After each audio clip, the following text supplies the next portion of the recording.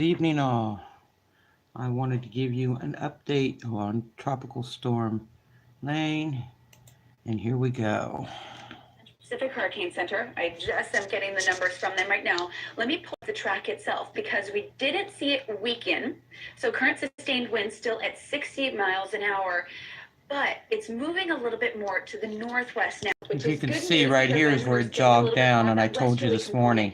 As it's forecast to move away from the state. So here's what we're looking at. Still moving at just 3 miles an hour. So it's still a very slow moving system. Forecast, it looks like to move a little bit more to the north, and then potentially by later this afternoon, it looks like, as it's just under Kauai, we still see more of that just directly western movement and maybe even a little bit of a southwesterly movement. So hopefully that continues to be the case because, again, we've been waiting for this western movement and we're just now seeing that. Again, current conditions with sustained winds at 60 miles an hour. So don't get me wrong, still a very powerful storm, but we definitely got lucky for the strong winds. Now, with the changes in the forecast, we, of course, have been keeping up with the Central Pacific Hurricane Center throughout the past couple of weeks. Let's send it on over to Kamaka, who's actually live with the Central Pacific Hurricane Center to get an update on the impacts that we're going to be expecting today and tomorrow and even in the coming days. Good morning, Kamaka.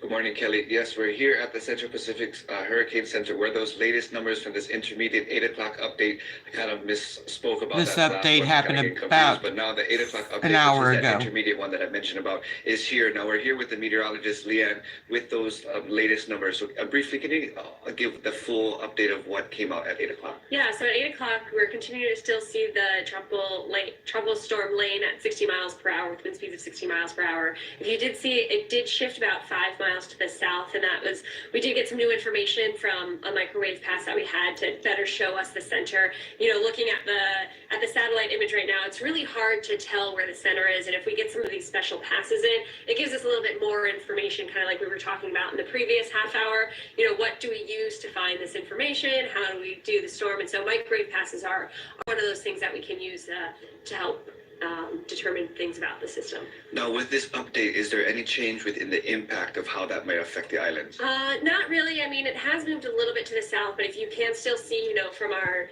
satellite and our radar, we still have all that rain around. You know, still the threat for those gusty winds, as we were talking about, and the flooding with that rain coming.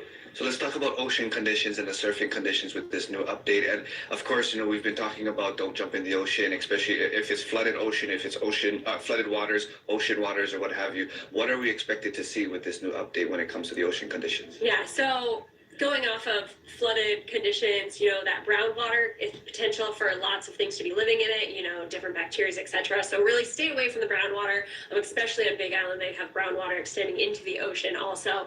And then for the southern shores, we do still have high surf advisories out for them with surf heights about 5 to 8 feet. And then on the eastern shores, there is also high surf advisories from the gusty winds that we do, the gusty trades that we do have, with surf heights about 6 to 10 feet.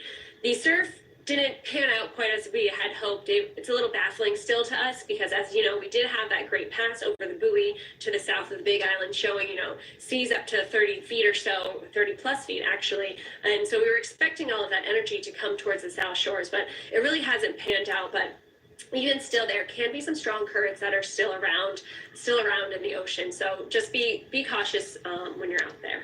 Now, one last thing, when we're talking about the storm surges, now we've mentioned there's a lot of energy within the water that's already moving, and if the system is to move to the west and not make any landfall, which is an awesome thing, are we still expected to get hit with some type of, from those energies that are moving through the water? Yeah, so that's what I was talking about. The currents are still going to be there. The storm surge threat has diminished more with the weakening of the system also, but you know, we still do have the high surf advisory up and the potential for some of those stronger currents in the water.